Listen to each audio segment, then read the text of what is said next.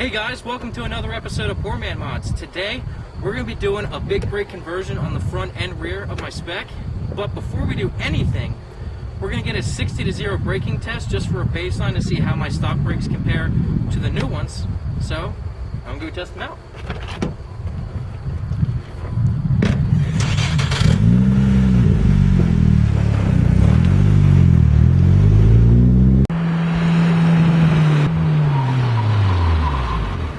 Alright, so this is where my car stopped. As you can see, those cones over there is where I hit the brakes initially at 60 miles an hour. This rotor right here is the 100-foot mark. And from the center of my hub, this is like 7 inches. So this is like 100 feet and 7 inches. This cone, or this rotor, they're another 10-foot increments. So 110, 120, 130. I honestly thought I was going to be more here-ish, because from what I've seen, the GTR stops at 109 feet. But wait a minute, you're driving a GTR. You're right. This is a GTR. But seriously, this is not even 101 feet. Right. And you guys just saw for yourself on the video, this is where it stopped. 100 feet and 7 inches. I'm actually pretty pleased with that. Are you? So if this big brake kit is gonna make it stop even better, I'm pretty excited. Hell yeah. Hell yeah. So let's get to it. Alright, so what we got going on here, we got the wheel off, and now we're in the process of taking my old brakes off, because this is what we're putting on. This is a caliper, a 26mm caliper off of a 91 300ZX non-turbo. It's going to bolt right up. The only thing that we have to do is grind down this area just a little bit, because it'll hit the rotor, and we got an angle grinder to take care of that. Once we grind it down, it's just a bolt-on process. We got conversion brake lines right here, stainless steel brake lines. It's going to be pretty awesome. What are you benefiting to get out of this here? Well, I'm not so sure if the pad size is any different, but this is a 4-piston caliper compared to a single piston, which is just going to provide a lot more clamping force on the caliper. Cool. So should make me stop a lot quicker. And these, in theory, they don't expand when you hit the brakes, so they improve the pedal feel, in theory. But I just got these because you need them to convert to the calipers. Right. And now, are we changing rotor size at all? No, keeping the stock rotor. You can get a bracket that spaces it out about another 1.5 inches. But to do that, I would need wheel spacers, because it would hit my wheel. And I'm not a fan of wheel spacers. I've heard horror stories of people breaking their studs with wheel spacers. So I'm just keeping it safe and just going with the bigger caliper, keeping the stock rotor. However, in the rear, we are increasing the rotor size. Cool. Alright, so before we go ahead and take the caliper off, I'm just going to go and take off the brake line, just so I don't have to worry about it hanging or getting in the way or anything. So I'm just going to remove this clip that holds it to the strut.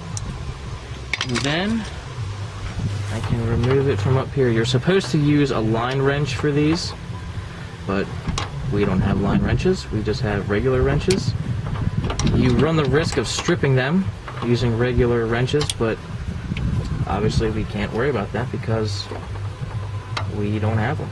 There you go. And now it's time to remove the caliper.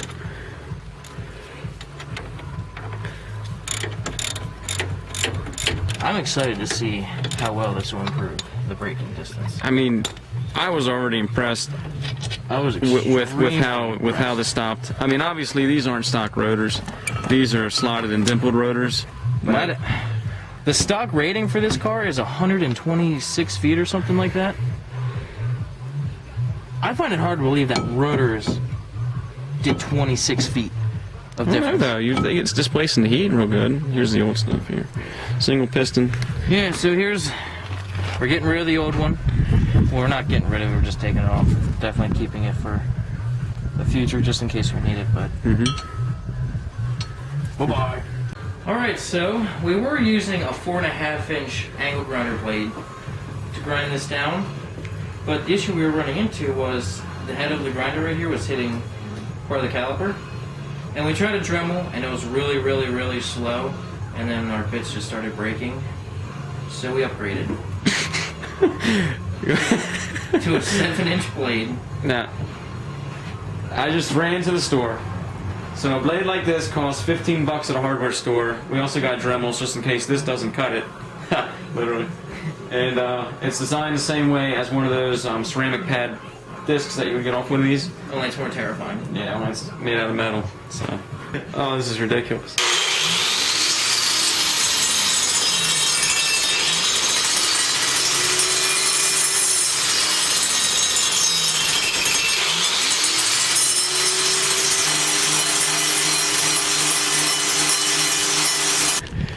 When you've had a long day's work, sometimes you just want to relax with a good old fight of water.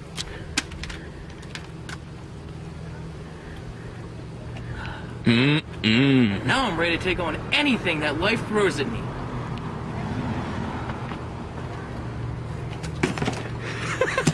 Vitamin water. Just drink it. Okay, so I just finished up with Mike's first caliper on the right side. As you see, we have plenty of play here. All that noise is me over here. Just stop. Well, yeah, they know. They know. Stop spinning it! What do you mean? I'm working over here! But anyway, Butthole. I've ground down probably A mile. a little over 3 foot off this caliper on the bracket. Nah, I'm just kidding. It's probably only a little over 1/8 the entire way. And I'll tell you what, that grinder with the 7-inch disc really works good. The only thing you got to worry about is hitting your knuckles. Luckily, everything's okay. No one got hurt. But yeah, just wear safety glasses and some ear protection because it does get loud. But this one's good to go. Let's go check out Mikey's side. So all these little rust bumpers. What, do you want clear? Are we clear? I think we're clear. You think we're clear? Yeah, Hell yeah. It's just the rust on top of it. No.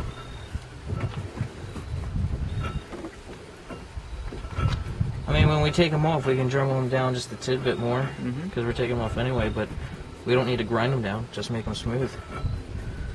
Because it's just this rust right here that's hitting.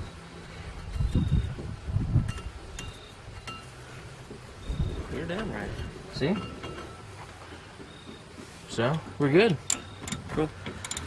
Welcome to Poor Man Mods. Today, I'm going to show you how to grind down a brake caliper a little bit with a Dremel and make it real smooth. Oh, So, baby. so why don't you come over here and check it out?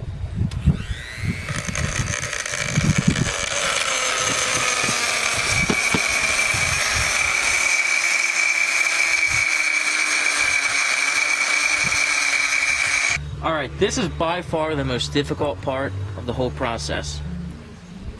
Take out the old brake line, put the new end in. Oh my gosh. You just blew my mind.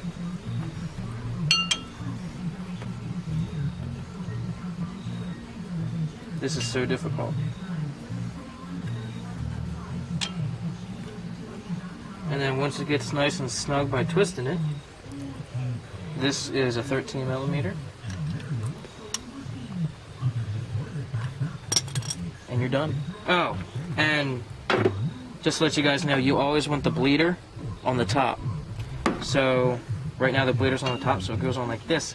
If it was on the bottom, you'd have to flip it up, and then it'll go on the other side. So you always want the bleeder on the top. So right now we're just putting the bolts in. One of my favorite things about this caliper is there's no bracket. It's just 2 bolts, and you're done. It's a pretty ingenious idea. Look at that. It's awesome, actually. Now I just gotta tighten the bolts. Alright, so we got the caliper bolted on, and we went to turn the rotor, and it wouldn't turn. And we were kind of puzzled because it's not touching the pads, it's not touching the caliper. We're like, man, what is going on here? what we realized, what we didn't do on the other side, we put the squealer on the front. Can you see a squealer in there? The squealer sticks out further, and it was hitting the hub. And so we put the wheel on just to confirm, and we turned it, and look what it did. So we're gonna put the squealer on the rear, and that should fix it. Just a little stupid mistake, but just thought our mistake could help you guys out. So learn from our mistakes, not your mistakes. So we're coming down the home stretch of Mike's big brake upgrade. As you see, we put the pads on the right way. We have zero problems here with it spinning. The only thing I'm going to say to do is put the brake line on. We're going to bleed the brake lines, and then we're going to take it for a spin. See if we've gained anything. But overall, this wasn't a very hard mod at all. This was a very easy. Just takes a little bit of time. And now we get to do the rears. Yay! Oh, come on, you're not excited about the rears? Yay! Come on. Yeah. We're doing big calipers up front and big rotors in the rear. What more could you ask for? What more could I ask for? Big calipers in the rear. These clips are very easy to put in. I don't think Mike showed you how to do it last time. All you do is hammer them in like that. That keeps your brake line in place. See? And then we'll hook it here once we attach it to the holder. Like so. And we're just going to come in from this side. Here. Okay. Tap her on in. And what does is hold your brake line in place. So that's good. Now we can thread in our hard line, which is threading in beautifully. It's going to be a 10mm wrench right here. Like we said earlier, you're supposed to use a wrench line, but we don't have that. Yeah. I mean, not a wrench line, brake tool. Brake line. Brake line tool. Wrench. Line wrench. What? What? Words. Snore. Boring. Guess what? Your truck's a whale home now. Oh man, I forgot about the Ford F15000. Now we're gonna go ahead and bleed the brakes. First, just fill up the reservoir. Remember, when you're losing fluid, make sure you replace all the fluids necessary. Go ahead and pump it. Okay, so then what you'll do now, once he's done putting pressure on the line, and you always want to do furthest from the master cylinder first. So right now, since we're doing the front, the right side's furthest. I'm just going to crack it. It's going to spit out. Once it spits out what it's doing, we're going to close it again. He's going to pump it again.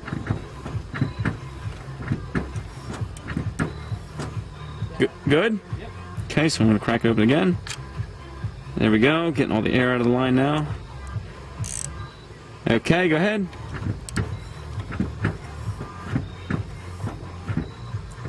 Good? Okay. There's a steady stream of brake fluid. He'll do it one more time just to make sure. Go ahead. Okay? Another steady stream of brake fluid, so we're good on this side. Let's move to the left side.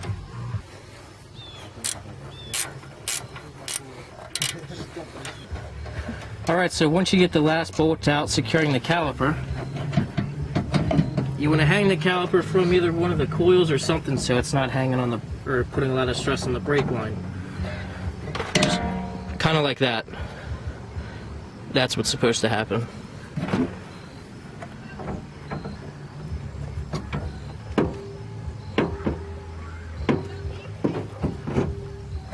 That works. When are you doing the filling?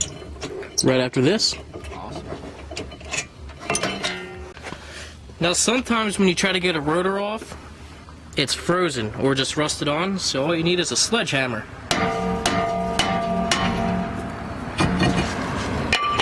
Comes right off.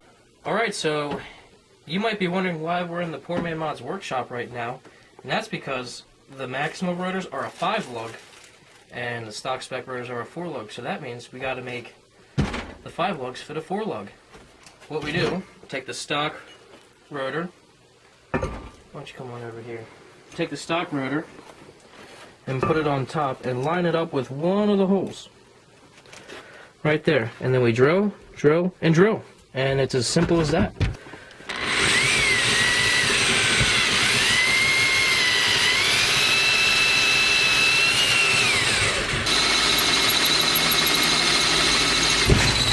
Boom! Let's see if she fits.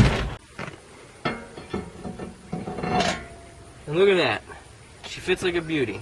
The only thing now, as you can see, this dust shield back here is too small for this rotor and it's hitting it.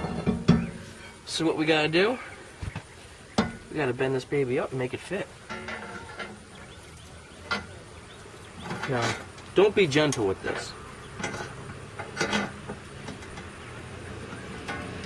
It's gonna bend all sorts of ways. You just gotta show it. Who is boss? Who is boss? Whoever's doing this. So they're boss for the day? Yeah. So like right now I'd be the boss. And if someone else were to do it, he'd be the boss. Instant boss. See if that did it. Look at that. Beautiful. We got clearance. We got rotor. Now we just need to put the bracket on with the caliper. Well, you're damn right. I'm excited.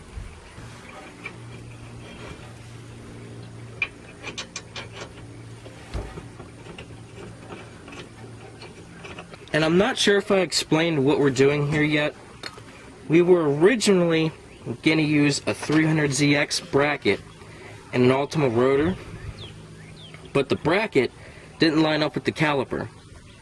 I could have bought the caliper with the bracket for the 300ZX, which is an 86, but the pad was smaller, so I thought it'd be kind of contradicting itself if I moved a smaller pad further from the rotor and it wouldn't even yield any benefit. So I did some digging around the auto parts store and I found out that this O2 Maxima bracket comes out about a ½ an inch further from the hub, uses the same pad as the Spec, and the rotor fits on perfectly too. This is all off of Maxima. And as you guys saw, we did ditch my dimpled and slotted rotors. The reason we did that, honestly, this is the rear brake. Heat is not as nearly as big of an issue as it is in the front. Don't get me wrong, it still is, but not nearly as much heat is generated back here as in the front. What the issue is clamping force and stopping power because the pads are just so small and it's so close to the hub. So what we did, we moved it further away from the hub, increasing leverage on the hub itself because the rotor's bigger, and increasing stopping power. And hopefully we can prove that to you with our 60 to 0 test. Hey, your rotor's cocked at the bottom. Doesn't matter.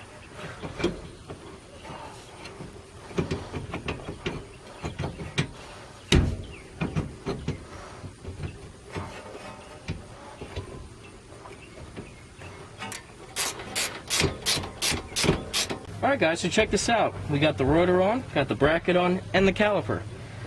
And what this did, we increased the rotor diameter by 1 inch, brought the caliper out, and it's going to increase leverage on here, and hopefully it's going to increase our stopping power for the rear. And I know 1 inch is not a significant difference, but considering the price, it's a decent upgrade. These rotors only cost 20 bucks, and these brackets were 35 from the store, or you could probably find them at a junkyard for 10 bucks. So if you were able to get them for 10 bucks, this is a $40 brake upgrade, which you can't deny that the 1 inch larger in diameter is better than the stock. I will, however, say it's not significant, but you can't say that it's not better.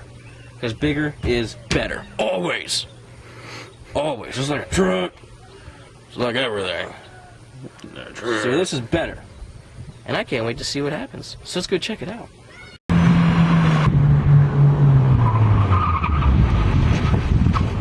Nice. Nice. There it is. Second run. Look at that.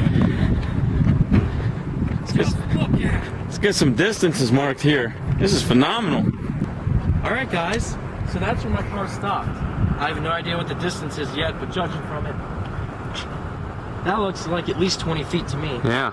And for any of you people that are skeptical about how it's a different location or anything, the reason we didn't do the other location was because it's a park and it's extremely busy with families there, and we don't want to be dangerous around them or anything. And we even went with gravity. This is a downhill swing the whole way. So anyone that's skeptical about a different location, we even went along with gravity, and gravity was against us. So there you go. But now let's measure it and see how good those brakes did. Let's see that tape measure.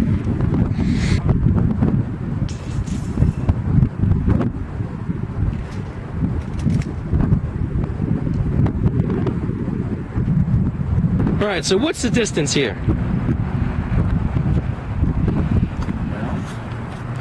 From this cone, which was originally 107 inches, 100 feet, 7 inches.